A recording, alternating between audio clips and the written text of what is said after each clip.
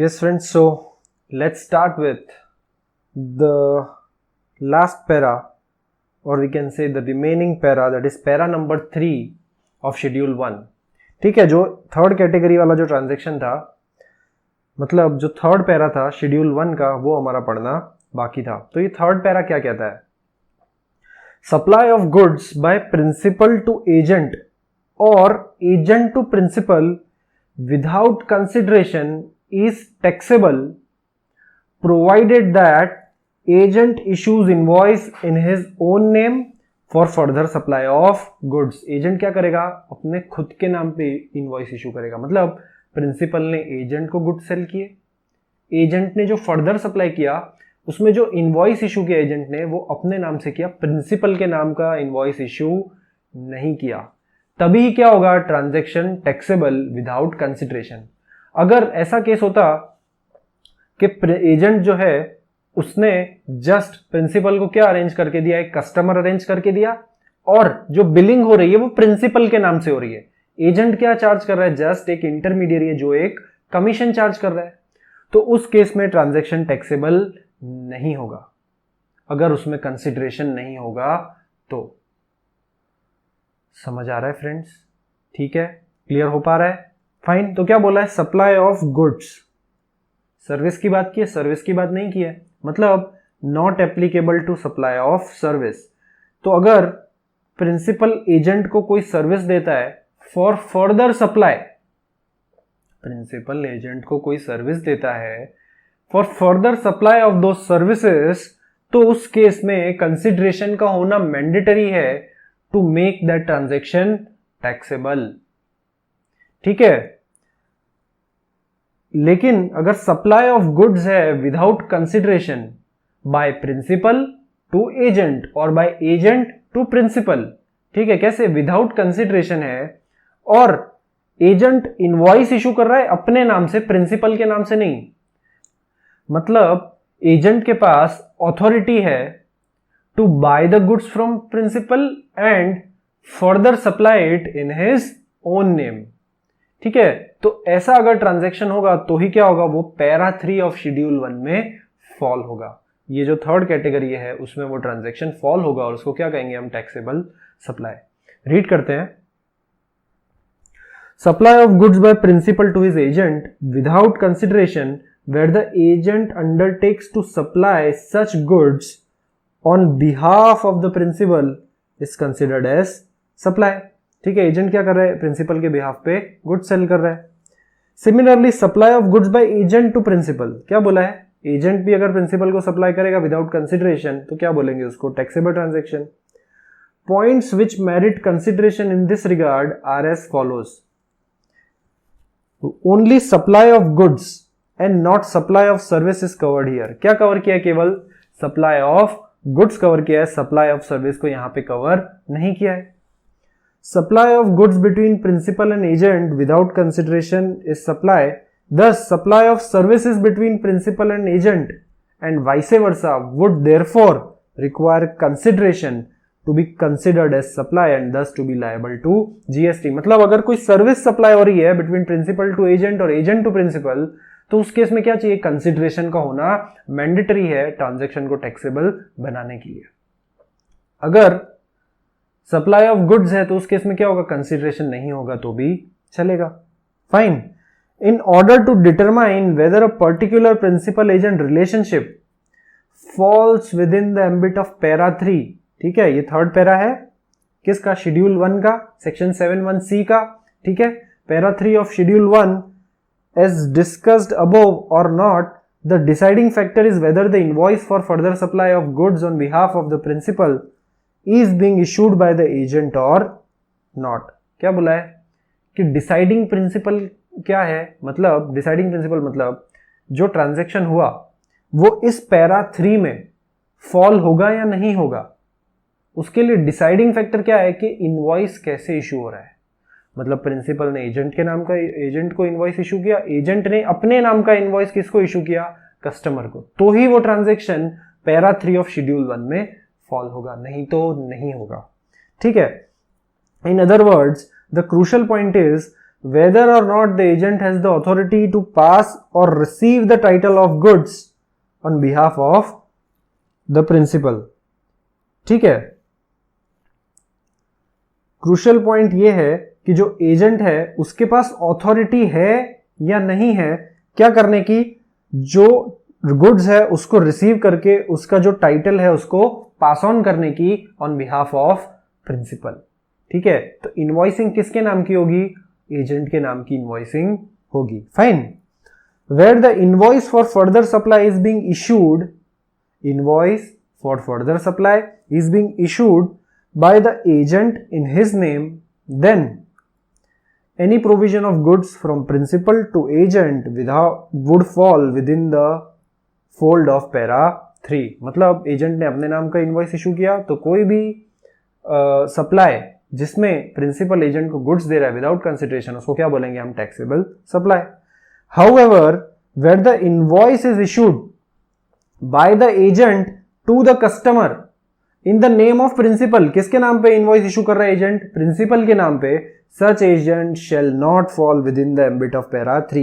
वो agent para 3 के under cover नहीं होगा, वो एजेंट पैरा 3 के अंडर कवर नहीं होगा। मतलब अगर प्रिंसिपल ऐसे एजेंट को गुड सप्लाई कर रहा है जो प्रिंसिपल के नाम का इनवॉइस इशू करता है कस्टमर को, तो उस केस में कंसिडरेशन का होना मैंडेटरी है।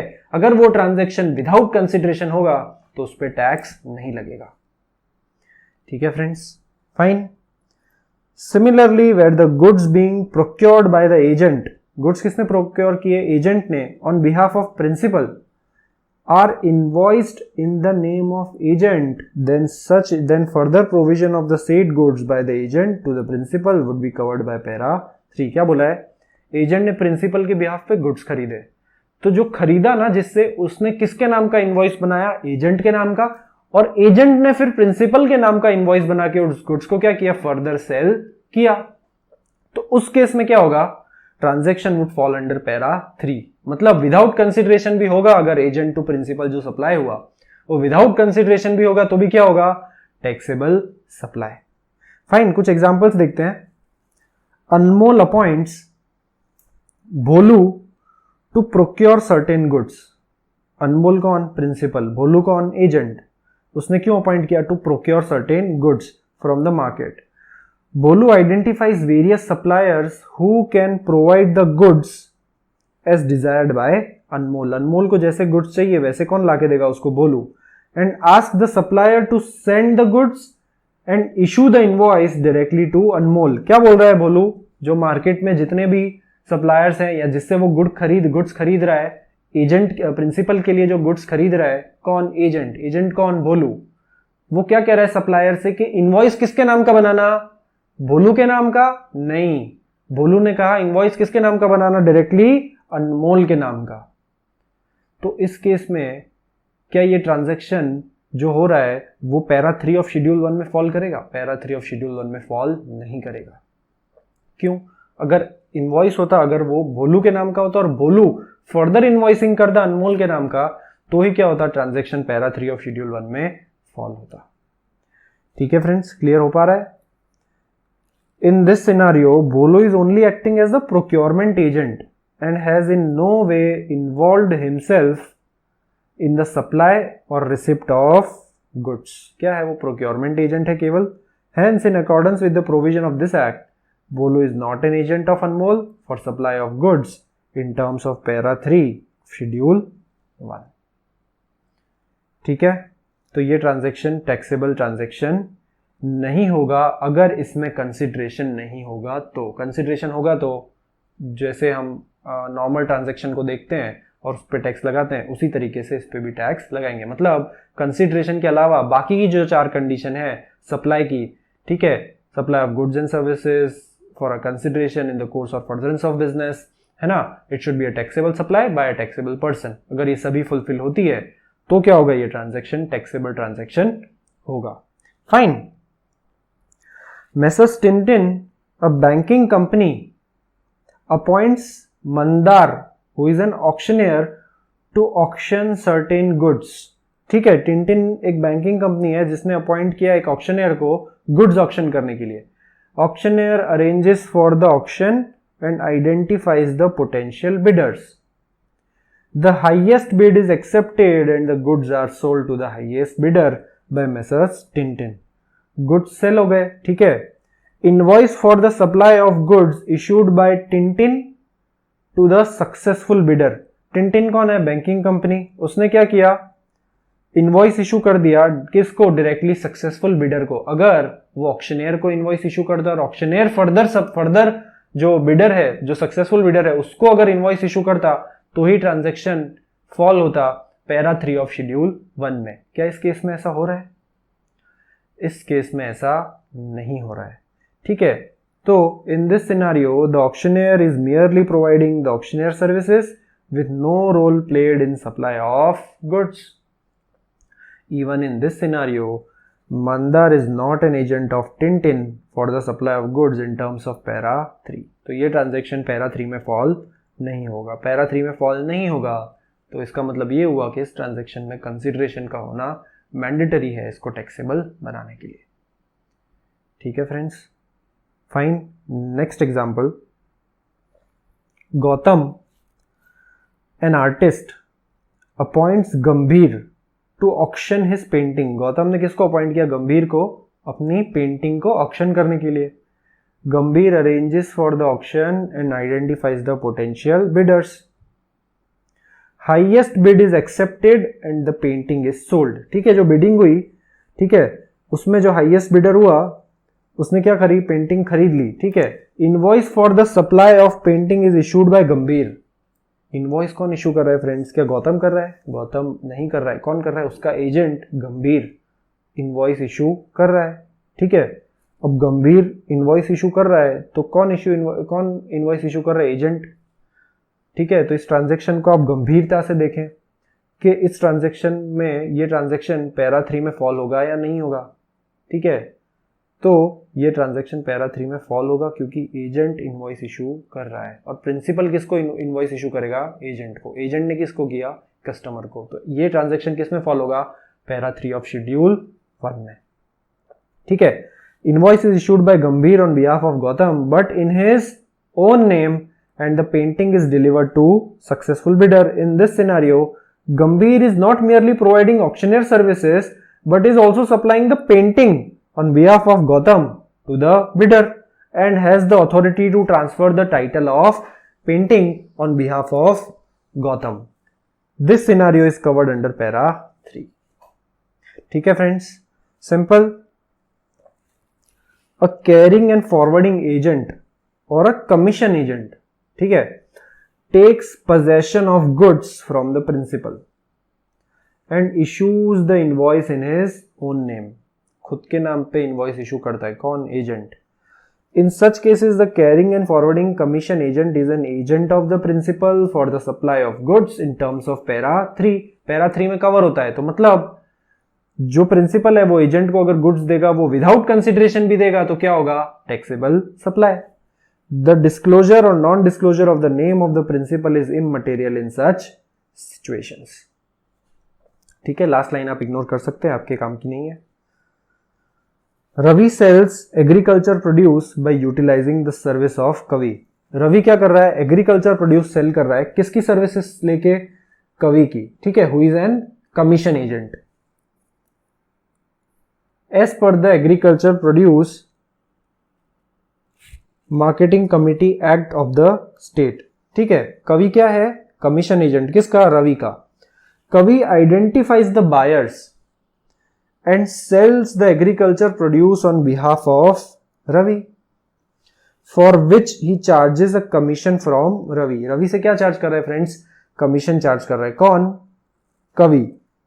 As per APMC Act, the commission agent is a person who buys or sells the agriculture produce on behalf of his principal or facilitates buying and selling of the agriculture produce on behalf of his principal and receives by way of remuneration a commission or percentage upon the amount involved in such transaction. Friends, commission agent आपको पता है क्या होता है? जो क्या लेते हैं? कमीशन. आपको एक कस्टमर अरेंज करके देंगे, ठीक है.